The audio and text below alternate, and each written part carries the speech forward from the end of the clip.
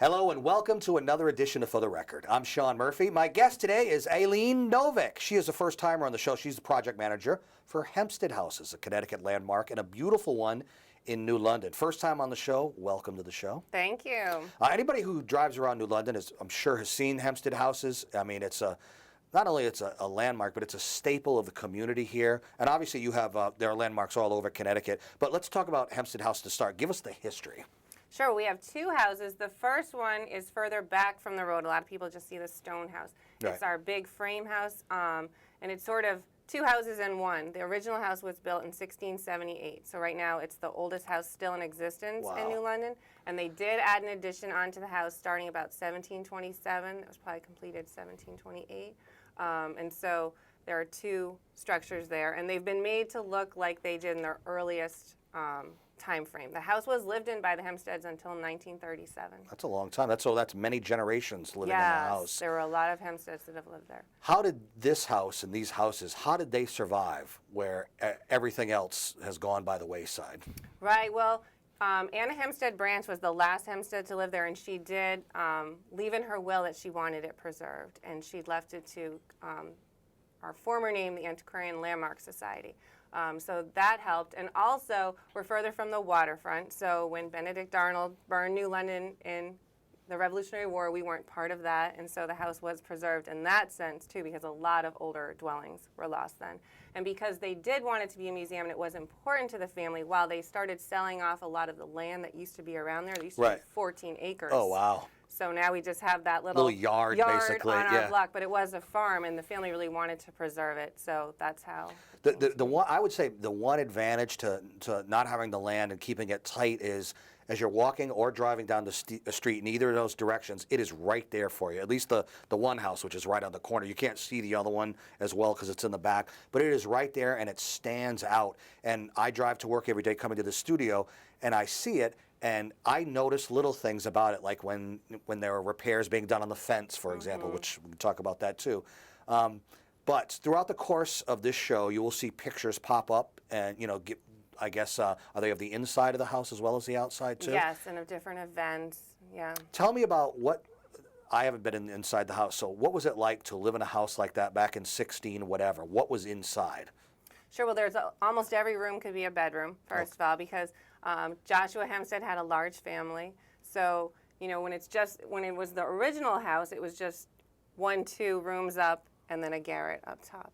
And a garret is like sort of like an attic space. Right, yeah, so it's like got the slanted, right, and you kind of crawl almost like a ladder that you go right up? Or, right. Okay. And so it was he and his wife and their 7 children, and when his wife gives birth to the last child, that's when she dies. And so he's a widower for a long time, living there with his children.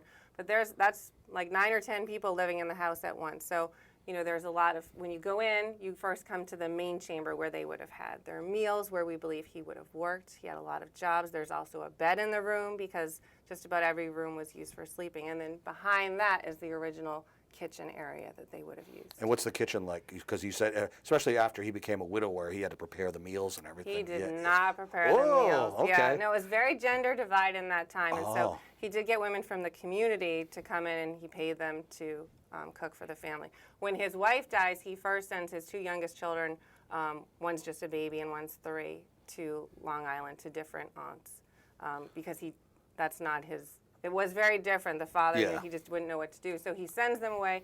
One of the youngest one comes back. The other one only comes back when she's about 14, 15. But he has an older child who's about 7, who's a girl, but most oldest children are boys. And so they weren't doing that work. So the kitchen, has a really huge hearth. That one we don't use because it's in the frame house, but we do have a stone house where we can do demonstrations of how they would have cooked and used that hearth. Now, you said that every room could be used and probably was used as a bedroom, but was there a room that was sort of the gathering place for the family, a living room, so to speak? That would have been that main room when you go in.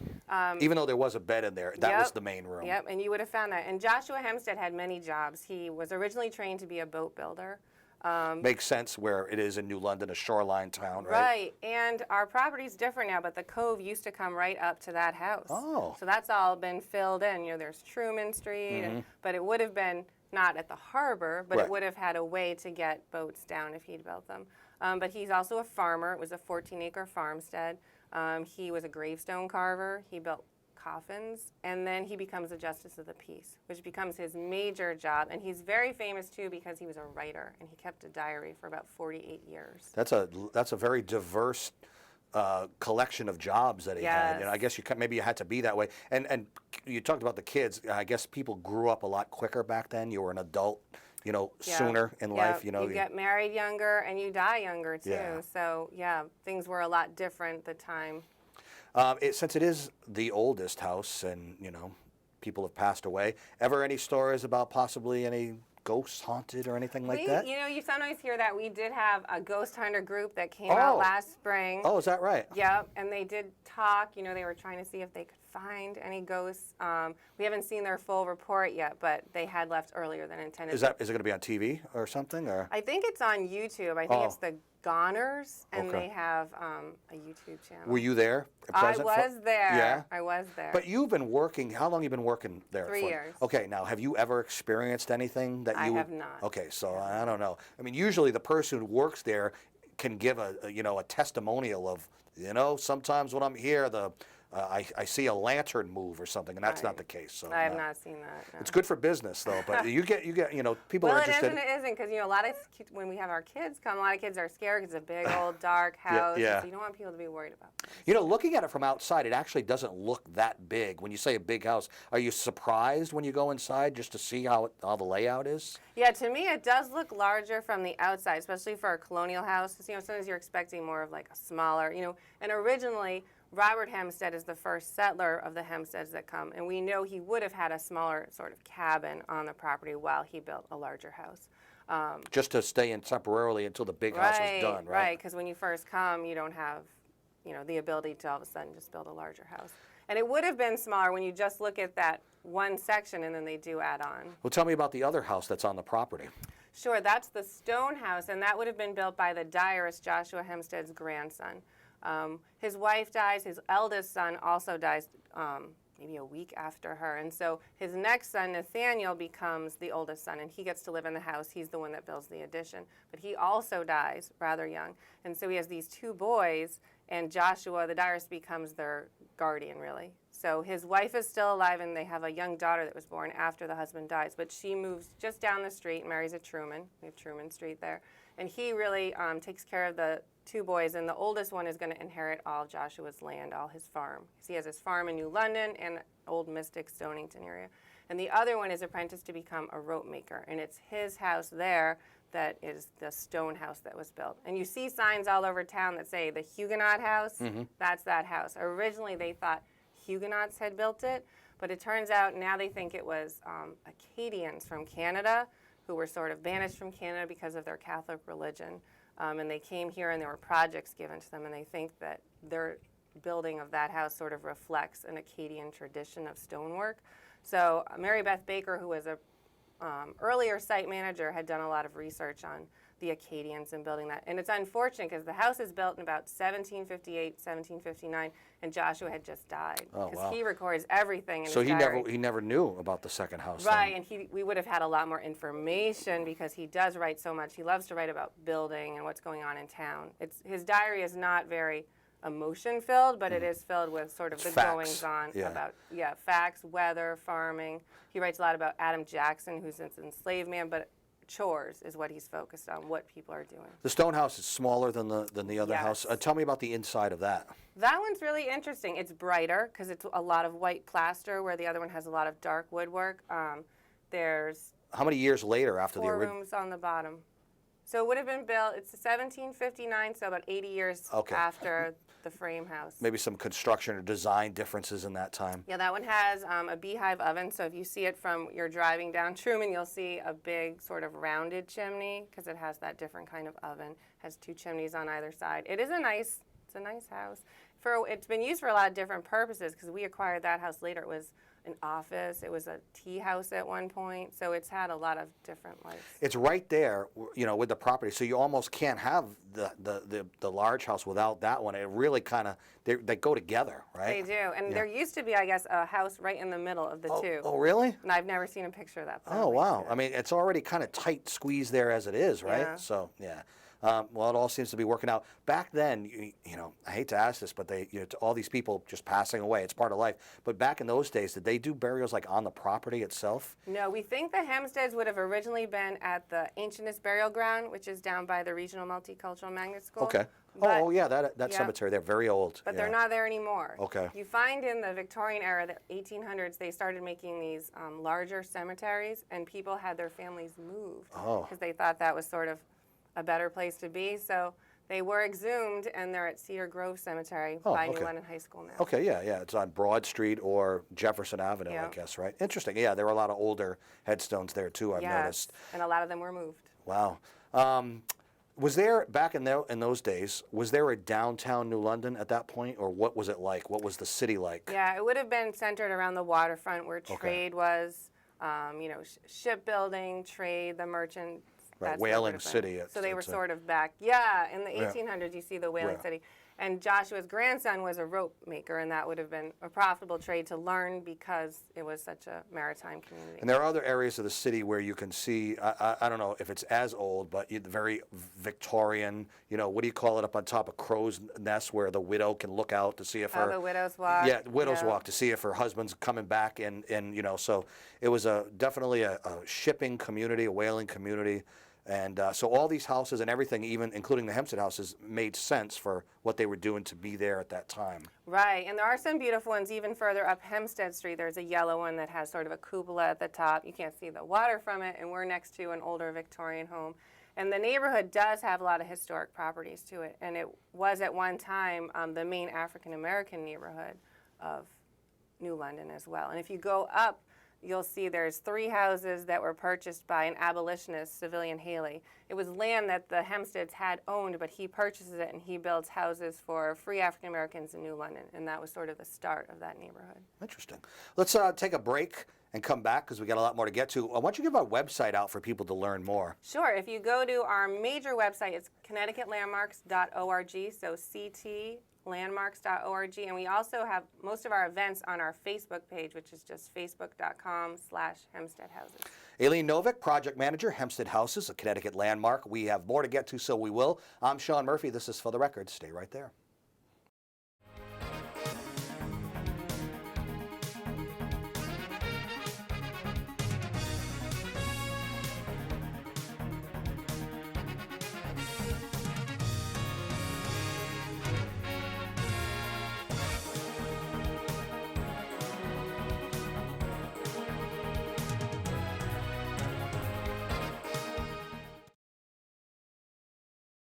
Welcome back to For the Record. I'm Sean Murphy. Aileen Novick, Project Manager for Hempsted Houses in New London, a Connecticut landmark. We mentioned the website right before we went to the break. What's on the website for people to see? I know you mentioned events coming up, which we'll talk about in a bit. Sure. If you go to the main Connecticut Landmarks website, it mentions all the events going on at our houses throughout the state, because we do have different properties throughout Connecticut, and so they're all involved in telling the stories of the people that lived there. And you're obviously very active on social media, too. That's the place to be now, too. So your Facebook page is very active, right? Yeah, we are very active. We list what's happening, different events we've had, if we have groups coming, our youth group, whatever they're doing. And I'm sure there'll be a link on your website to go right to social media, so you can just click right to it and get to your Facebook page. All right. Let's talk about, you can't have basically a tourist attraction without people coming in to visit and having tours and field trips and stuff like that. So let's talk about how it works. Can an individual walk up and take the tour? Is it part of a group? How does it work? Sure. Well, this year we're open on weekends, Saturday and Sunday from 1 to 4. Is that new? Yeah, last year I think we were open on Fridays as well. So this year it's just we're focusing on the weekends and having more events. So anyone can come during that time. We have all different categories. If you're a New London resident, you always get in for just $5. That's our discounted fee. Because usually it's $10 for adults. We have a family rate that's $20, where if you're a family, you can all get in.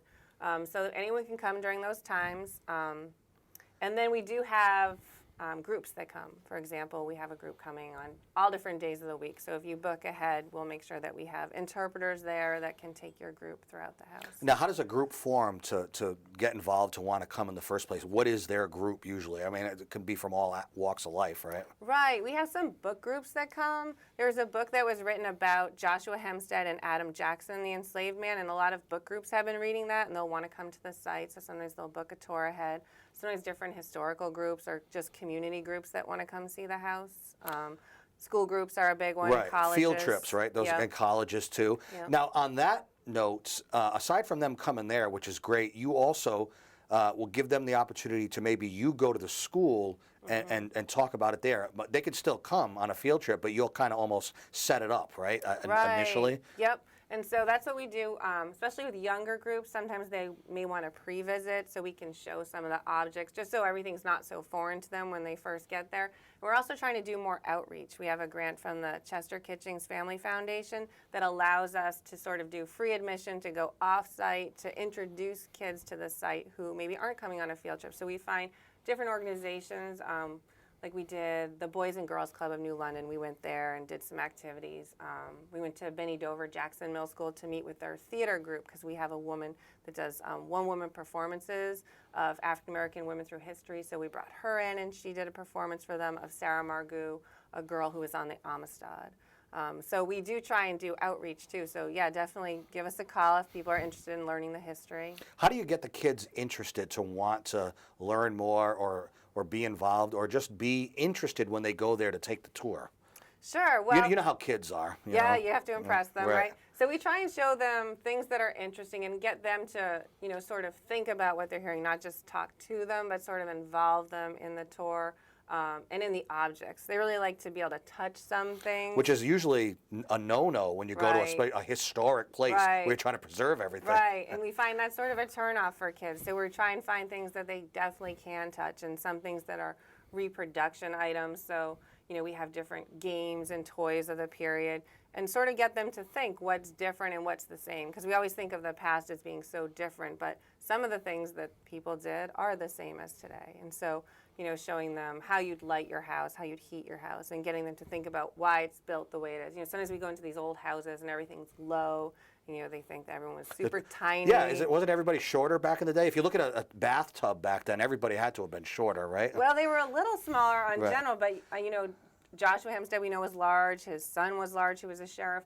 And so part of it is you're heating your house with a fireplace and the that heat kind of rises, thing. right? Right. Yeah. And today we want everything bigger is better, but really with the methods they had to heat and cool their houses, you don't want a huge place because it's not going to stay It's very freezing. warm. Yeah, exactly. it's gonna be freezing there. Yeah. So things were different back then. Now, as we tape this, obviously it's summertime, but when the kids are coming in for their field trips, obviously that's during the school year, right? And is it during the week or is that on the weekend too? That's usually during the week because that's when they're in school, Right. and then we'll do events on the weekends. And how about now during the summer? What's going on? Obviously, you're just open on the weekends, and obviously field trips aren't coming in then, right? Well, it depends. Sometimes there are camps Okay. that they might come visit. We have some, a lot of teacher groups meet during the summer at the different universities, and so some of them are coming in. Today we have a tour, people studying at slavery at Yale, the Gilder Lehrman, so they always come once a year when they're in their summer institute. So we have trips like that coming in. We also have a youth group where we try and get kids involved, kids from the neighborhood, kids that just like history.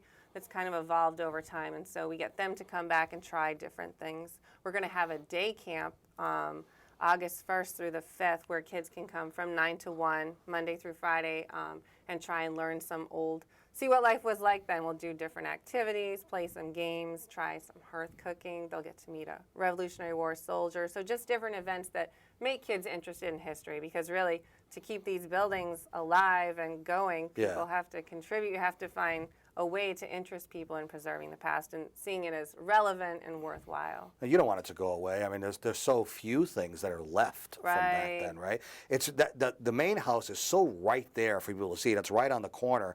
As a matter of fact, there was a little incident, I guess, where a car took out a fence at one point and you had to replace it, right? Yeah, last summer one went down Hosty without any brakes and came right through the fence. But it was lucky it just hit the fence. So. Now, you mentioned, Benedict Arnold, and because the Hempsted houses were off a little ways, they didn't get. But how does a house like that survive even the elements after all these many, many years? So many hurricanes have come through here and things like that. How did it survive? Really, the family was interested in preserving it. And so you find over the generations, you do have to take care of the house. And right now, that's part of preserving the house is looking at the shingles, making sure there aren't a lot of leaks, taking care of the windows. And they had maintained the house. It looked a lot different than it did today because they had modernized it. And so from the exterior, it looked all like one house. And so when they restored the house in the 50s and 60s, they really took it back and made it look different, the two sides of the house. But really, it was just people tending to it. And, it's like any old house, it needs work. You Right. have to look at the last year we had the stone house roofs had to be fixed. So you have to just make sure that it can be preserved. Are you funded strictly through like donations and admission, or are there other ways that, the Connecticut Landmark? Connecticut, yeah, we're a 501c3 nonprofit, so we have donations from donors. We also look for a lot of grants to help us preserve the house, federal grants, state grants, private foundations.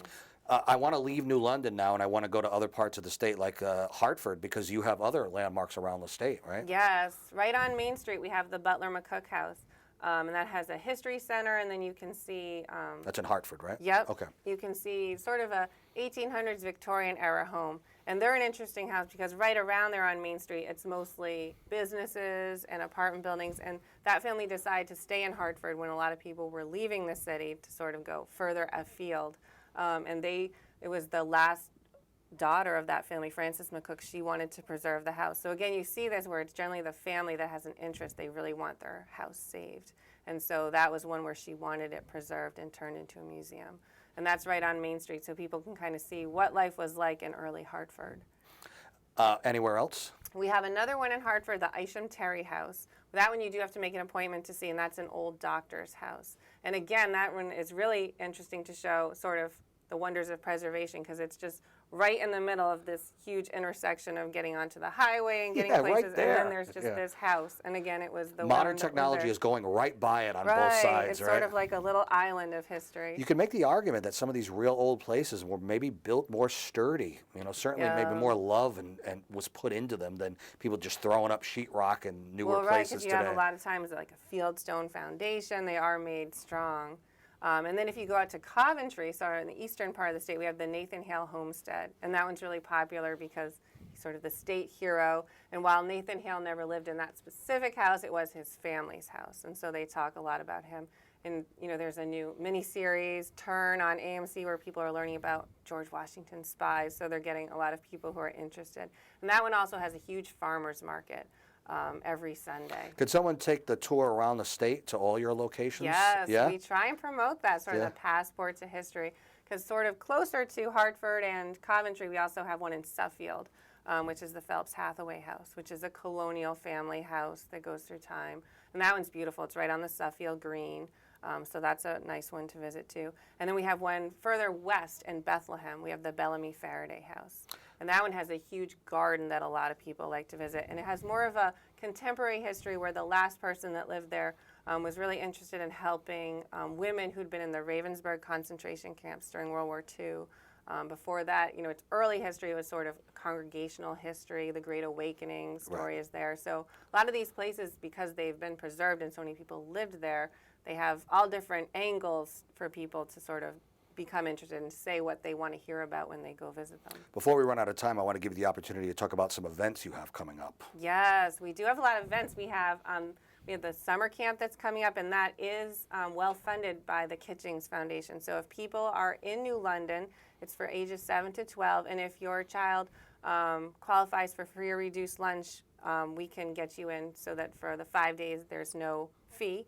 And then otherwise it's $50 for the whole week, which is pretty good. And then we have a Pirate and Sea Day that we're trying the end of July, Saturday, July 30th. And we're going to have Carolyn Stearns, who's a Connecticut storyteller, who's going to come in and tell stories of the sea. We have Long Splice, who's going to come and play sea tunes. We'll have a scavenger hunt for kids and some craft activities. Because they were so involved with boat building, and there's a privateer in the family, and so we just thought that would be a fun way to sort of get people to the site and learn about some of the maritime past. To see that, wow, we used to be sort of on the river a little bit, and to think about that. That's awesome. Fun stuff to do. You have events going on in the winter too, because sometimes the weather makes it tough. We yeah? don't, but we Okay. have more in the summer. We have a Revolutionary War encampment. We had one last year, and that's August 13th. And these are both Okay. free events, sponsored by the Kitching Foundation. So we're trying to get more families and kids to the site. And that's a really interesting one. We have, it's the Nathan Hale Ancient Fife and Drum Corps, and they're a group of Revolutionary War reenactors. So they set up tents, they cook their meal, they do drilling, there's fifing and marching. They get the kids involved. And we also are going to learn more about what other music was involved at the time. So Dwight Baldwin's going to come do what the African American drumming would have been like at the time. There'll be some Native American drumming so people can see all the different cultures that were there. Sounds fun. And all these events, by the way, are on our website. So one more time on the website. You can go to the Facebook/Hempsted Houses or ConnecticutLandmarks.org, and we have an events section. We ran out of time, but we could have talked about so much more. But it was good stuff. We learned a lot. Aileen Novick, Project Manager, Hempsted Houses for Connecticut Landmark. But we talked about all the other great places that you could check out in Connecticut, too. Thank you for being on the show today. Thanks for having us. We're so glad to talk. You can see this show and many others on our YouTube site. Till next time, I'm Sean Murphy. This is For the Record. Take care.